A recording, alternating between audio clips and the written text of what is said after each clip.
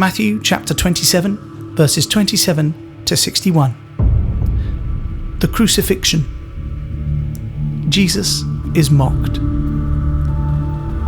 Then the soldiers of the governor took Jesus into the praetorium and gathered the whole Roman cohort to him, and they stripped him and put a red cloak on him, and after twisting together a crown of thorns, they put it on his head and put a reed in his right hand, and they knelt down before him and mocked him, saying, "Hail, King of the Jews!" And they spit on him and took the reed and beat him on the head. And after they had mocked him, they took the cloak off him and put his own garments back on him and led him away to crucify him. As they were coming out, they found a man of Cyrene named Simon, whom they compelled to carry his cross. The crucifixion.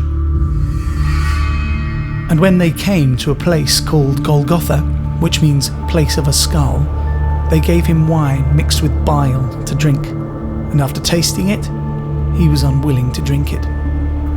And when they had crucified him, they divided his garments among themselves by casting lots, and sitting down, they began to keep watch over him there. And above his head they put up the charge against him, which read, "This is Jesus, the King of the Jews."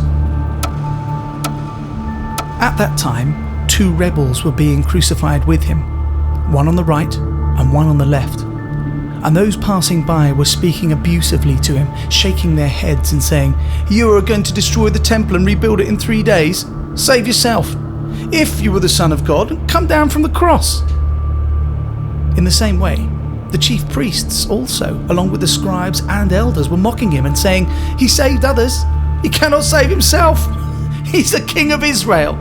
Let him now come down from the cross and we'll believe in him. He has trusted in God. Let God rescue him now if he takes pleasure in him. For he said, 'I am the Son of God.'"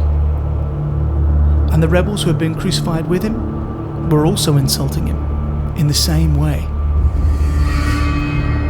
Now, from the 6th hour, darkness fell upon all the land until the 9th hour. And about the 9th hour, Jesus cried out with a loud voice, saying, "Eli, Eli, lema sabachthani?" That is, my God, why have you forsaken me?" And some of those who were standing there, when they heard it, said, "This man is calling for Elijah." And immediately one of them ran, and taking a sponge, he filled it with sour wine and put it on a reed and gave him a drink. But the rest of them said, "Let us see if Elijah comes to save him." And Jesus cried out again with a loud voice and gave up his spirit. And behold, the veil of the temple was torn in two from top to bottom, and the earth shook, and the rocks were split. Also the tombs were opened, and many bodies of the saints who had fallen asleep were raised. And coming out of the tombs after his resurrection, they entered the holy city and appeared to many.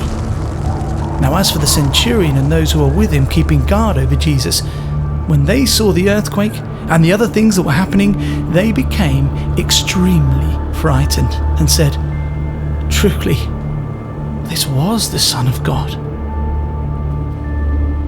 And many women were there watching from a distance, who had followed Jesus from Galilee while caring for him. Among them were Mary Magdalene, Mary the mother of James and Joseph, and the mother of the sons of Zebedee. Jesus is buried. Now, when it was evening, a rich man from Arimathea came, named Joseph, who himself had also become a disciple of Jesus. This man went to Pilate and asked for the body of Jesus. Then Pilate ordered it to be given to him. And Joseph took the body and wrapped it in a clean linen cloth and laid it in his own new tomb, which he had had cut out in the rock. And he rolled a large stone against the entrance of the tomb and went away. And Mary Magdalene was there, and the other Mary, sitting opposite the tomb.